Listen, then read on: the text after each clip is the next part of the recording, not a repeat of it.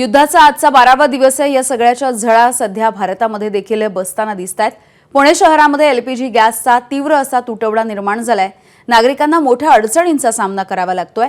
गॅसचं बुकिंग केल्याच्या नंतर देखील वेळेवरती सिलेंडर मिळत नाहीये, त्यामुळे सर्वसामान्यांमध्ये विशेषतः संताप वाढतोय। पुण्यामधील मार्केट यार्ड परिसरामधील गॅस गोडाऊनच्या बाहेर सिलेंडर घेण्यासाठी नागरिकांच्या रांगा लागल्यात। आखाती देशामध्ये सुरू असलेल्या युद्धाच्या पार्श्वभूमीवर एलपीजीवर मोठा परिणाम झालेला आहे।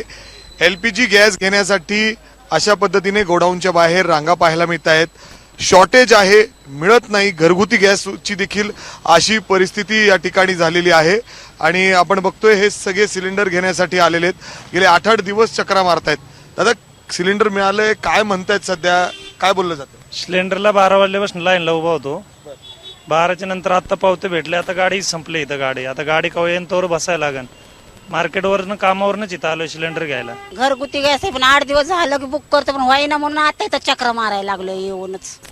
आता काय म्हणतायत? लाईनला थांबवले म्हणतात, थांबा म्हणतात, देतो म्हणतात। सध्या त्यांची ऑनलाईन बुकिंग बंद आहे आणि बुकिंग केलं तर बुकिंग होत नाहीये आणि इथं आलं तर पण देतो नाही देत, सर्व लाईनी सरळ तारंबळ झालेली आहे सगळं कामाची। पण गॅस आहे का नाही घरी, काय परिस्थिती? आता सध्या तर कोणा गॅस नाहीच आहे।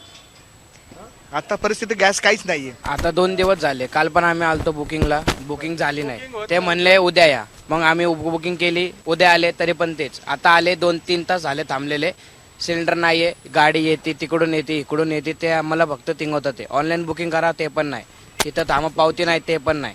आता करायचं काय आम्ही सध्या? बघा तुम्ही किती गर्दी लावली। सिलेंडरचा प्रॉब्लेम चालू आहे। 200 सिलेंडर मागवलेत, सकाळी 100 मागवले होते। आता त्यांच्याकडे सिलेंडर आहेत म्हणतात, ओटीपी होत नाही। ओटीपीला प्रॉब्लेम आहे, ते म्हणतात 3 दिवस लागतील सिस्टम अपडेट करायला, त्यानंतर ओटीपी येतील, त्यानंतर सिलेंडर सगळ्यांना भेटेल।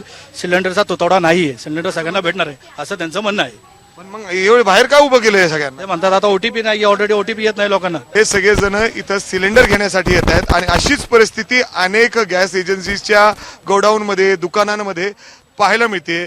घरगुती गॅस ते देखील लोकांना मिळत नाही, अशी परिस्थिती झाली आहे। कॅमेरामॅन अमोल गवाळेसह मी मिकी गई, एबीपी माझा, पुणे। एबीपी माझा, उघडा डोळे बघा नीट।